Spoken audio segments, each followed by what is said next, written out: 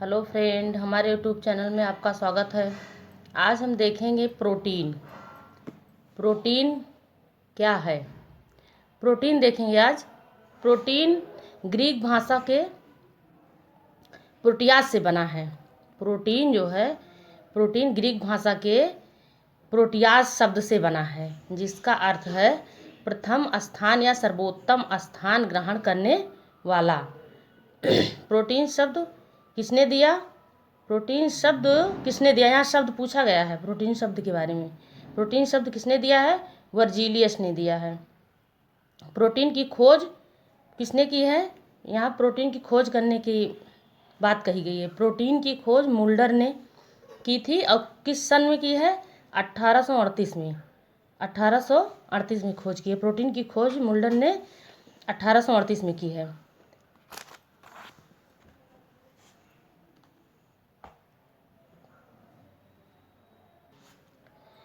Protein कार्बनिक यौगिक है। प्रोटीन क्या है? प्रोटीन एक कार्बनिक यौगिक है, हमारे शरीर की आधारशिला है।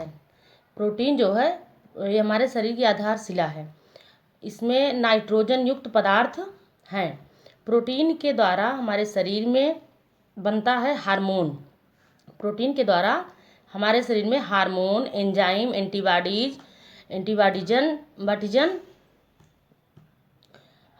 Hormone, enzyme, antibodies, antigen. Protein से जो है हमारे सेल का निर्माण होता है।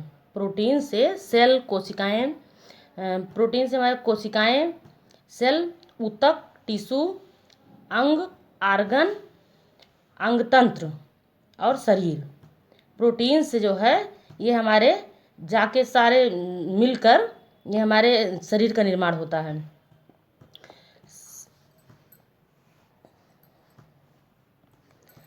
सभी एंजाइम प्रोटीन के बने होते हैं। जितने एंजाइम होते हैं ये सारे एंजाइम प्रोटीन के बने होते हैं। सभी एंजाइम प्रोटीन नहीं होते हैं, जैसे लाइकोप्रोटीन।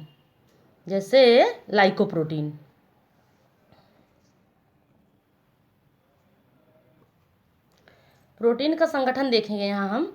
प्रोटीन का संगठन: कार्बन 50%, ऑक्सीजन 32%, नाइट्रोजन 16%।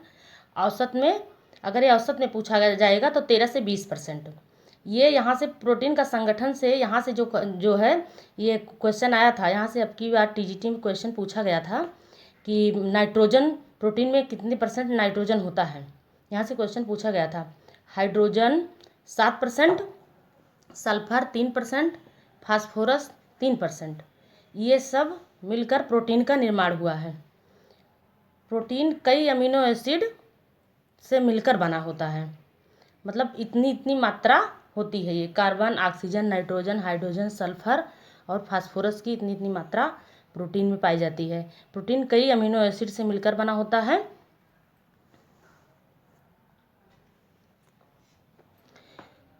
प्रोटीन जल अपघटन की, मतलब प्रोटीन का जो वो होता है जल अपघटन, ये प्रोटीन जल अपघटन हाइड्रोलिसिस की क्रिया होती है। हाइड्रोलिसिस की क्रिया से अमीनो एसिड में टूटता है। फिर अमीनो एसिड में टूटने के बाद प्रोटीन का सरल रूप हो जाता है। फिर छोटे छोटे अणु में हो जाता है। छोटे छोटे अणु में हो जाता है। फिर छोटे छोटे अणु जो हैं वो जब जुड़ते हैं तो पेप्टाइड बांड से, या पेप्टाइड लिंकेज बांड भी कहते हैं इसे। मतलब ये जो जुड़ते हैं सारे अमीनो एसिड जो हैं, जब जुड़ते हैं तो ये एक मतलब बांड से जुड़े होते हैं, जिसे कहते हैं पेप्टाइड बांड या लिंकेज बांड के नाम से बोलते हैं इसे। और फिर उसके बाद जब जुड़ने के बाद ये प्रोटीन का रूप ले लेते हैं।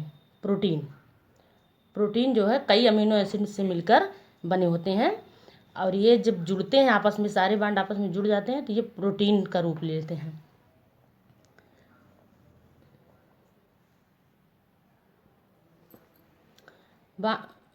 या पेप्टाइड लिंकेज बांड भी इसे कहते हैं नाम से। प्रोटीन किससे मिलकर बना है? प्रोटीन कई अमीनो एसिड अम्ल मिलकर बने हैं। अमीनो एसिड की संख्या 20 होती है कुल अमीनो एसिड। अब हम देखेंगे अमीनो एसिड के प्रकार। अमीनो एसिड तीन प्रकार से बांटा गया है। अमीनो एसिड 3 प्रकार से बांटा गया है। ये है एक आवश्यक, जिसे एसेंशियल कहते हैं। अनावश्यक नॉन एसेंशियल, अर्धावश्यक और आवश्यक एसेंशियल में जो है इसे हमें बाहर से लेना पड़ता है, भोज्य पदार्थों में या भोज्य पदार्थों से लेना पड़ता है।